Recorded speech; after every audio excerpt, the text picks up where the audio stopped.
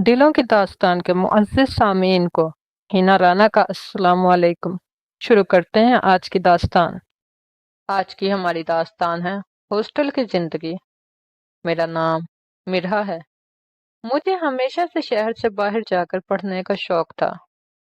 मैं चूंकि झंग शहर से ताल्लुक़ रखती थी और यहाँ कोई अच्छी यूनिवर्सिटी नहीं थी, इसलिए अच्छी तालीम हासिल करने के लिए लाहौर या फैसलाबाद जाना चाहती थी।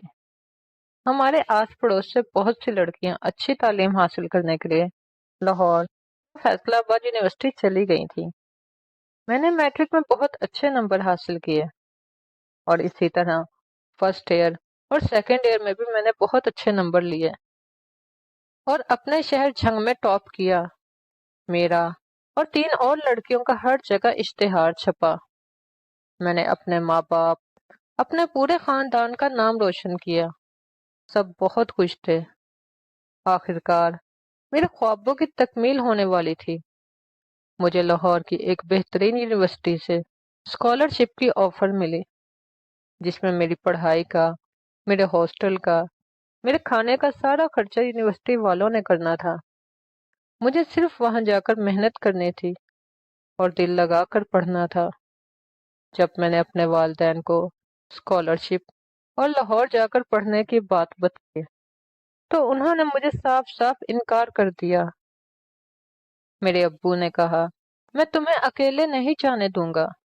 लेकिन मैं हॉस्टल जाने के लिए बहुत बेताब थी, इसलिए मैं रोने लग गई और मैंने कहा कि मुझे जाना है और वहीं पढ़ना है।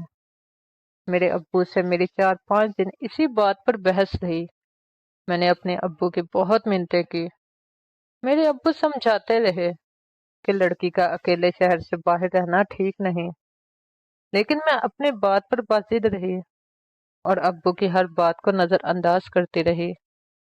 आखिर अब्बू ने मेरी खुशी की खातिर मेरी बात मान ली और हॉस्टल भेजने पर राजी हो गए। मैं उस दिन बहुत खुश थी, लेकिन मेरे वालिद आजकल के वक्त और हॉस्टल के हालात की वजह से बहुत परेशान थे। लेकिन मुझे तो जैसे किसी चीज की परवाह ही नहीं थी। मैं हर हाल में लाहौर पढ़ना चाहती थी। आखिरकार मैं लाहौर आ गई और अगले दिन यूनिवर्सिटी गई, तो मेरा तारुफ पूरी यूनिवर्सिटी में करवाया गया कि मैंने झंग शहर में टॉप किया है, अपनी मेहनत से पूरे शहर का नाम रोशन किया है। मेरा वो दिन बहुत अच्छा गुजरा। फिर यूनिवर्सिटी की ही बस में बैठकर मैं यूनिवर्सिटी के हॉस्टल आ गई। हॉस्टल से कुछ फासले पर लड़कों का बहुत रश था, जिसकी वजह से मैं सोच में पड़ गई कि ये रश किस वजह से है। आखिर मैं हॉस्टल पहुंची। वहां मुझे एक कमरा दिया गया, जिसमें मेरे साथ 2 और लड़कियां भी थीं। दोनों बज़ाहिर बहुत अच्छी लग रही थीं। उन्होंने मेरा बहुत ख्याल रखा। हमने रात को खाना भी इकट्ठे खाया। फिर मैं बहुत थक गई थी, इसलिए मैं सो गई। फिर रात को ठीक 1 बजे मुझे कमरे के बाहर से काफी शोर सुनाई दिया। मेरे साथ कमरे में जो 2 लड़कियां थीं, वो भी कमरे में नहीं थीं। मैं उठी और कमरे का दरवाजा खोल कर देखा, तो हॉस्टल के तकरीबन सब कमरों का दरवाजा खुला हुआ था। मैं आगे बढ़कर देखा, तो मैं बहुत डर गई कि हॉस्टल में क्या ये सब भी हो सकता है। मैंने देखा कि तकरीबन हर कमरे में लड़कियां नाच रही हैं, शराब की बोतलें पड़ी हैं, किसी कमरे से धुआं निकल रहा है, तो किसी बंद कमरे से चीखने की आवाजें आ रही हैं। मैंने बहुत से कमरे देखे, लेकिन मैं नहीं समझ पाई कि कमरे से चीखों की आवाजें क्यों आ रही हैं। इसके पीछे क्या राज है।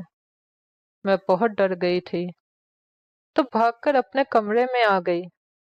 मैं खौफ से कांप रही थी कि यहाँ के हालात तो बहुत ज्यादा खराब हैं। लेकिन मैंने ये सोचकर खराब माहौल वाली बात भुला दी कि मेरा मकसद सिर्फ पढ़ना है और मैं इन चीजों से बची रहूंगी। हर रोज उस कमरे से खौफ भी आता रहता, जहां से चीखों की आवाजें आती थी। अगले दिन जब मैं यूनिवर्सिटी गई, تو وہاں کے حالات بھی بہت خراب تھے۔ وہاں لڑکے لڑکیاں سرعام ایک دوسرے کے ساتھ پھر رہے تھے، اور لڑکے لڑکیاں ایک دوسرے کے ساتھ ایسے تعلق میں تھے جیسے تعلق میں میاں بیوی ہوتے ہیں۔ میں بیان نہیں کر سکتی کہ میں کتنی بری طرح سے پھنس گئی تھی۔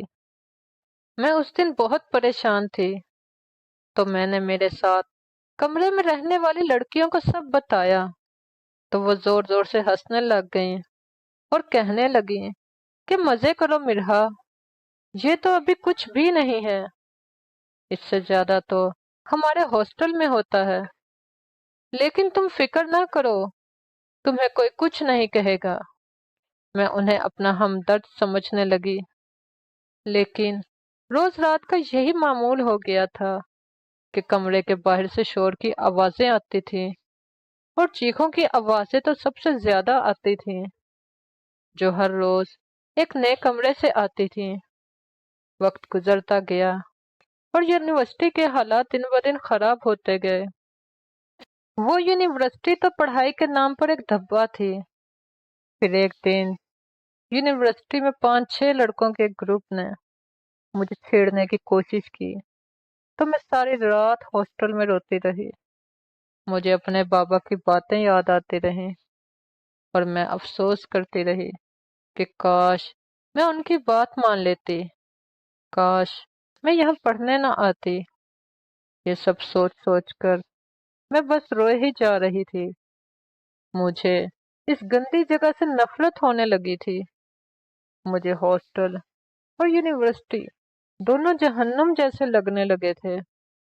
میں نے فیصلہ کر لیا تھا کہ میں یہاں سے واپس اپنے شہر جھنگ چلی جاؤں گی۔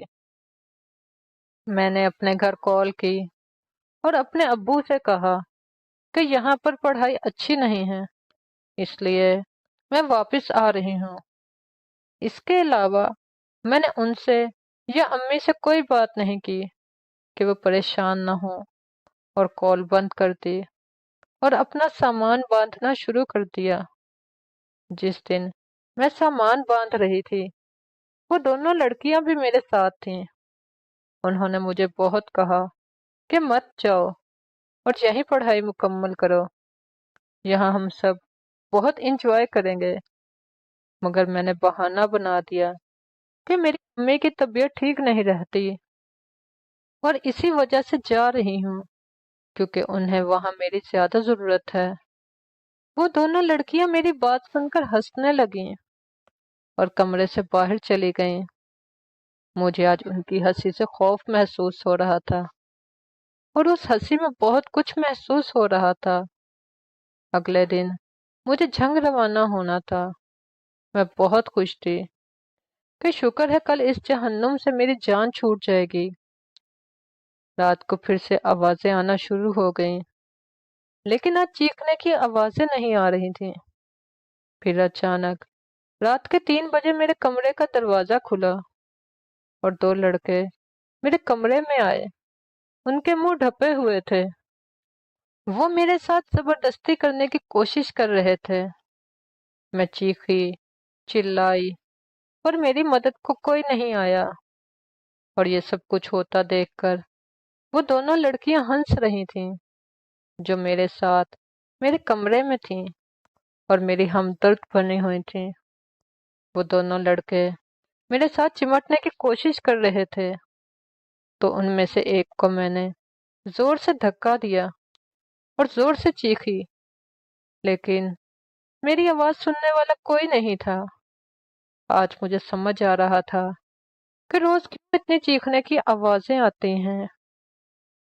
پھر اس ہاسٹل کی ناپاک ہوا نے مجھ پاک دامن کو ناپاک کر دیا۔ آج جو میرے ساتھ ہوا وہ ہر روز ہاسٹل میں آنے والی ہر اس لڑکی کے ساتھ ہوتا ہے جو کچھ بننے کا خواب دل میں لے کر گھر سے لڑ جھگڑ کر ہاسٹل میں رہنے اور شہر سے باہر پڑھنے آتی ہے۔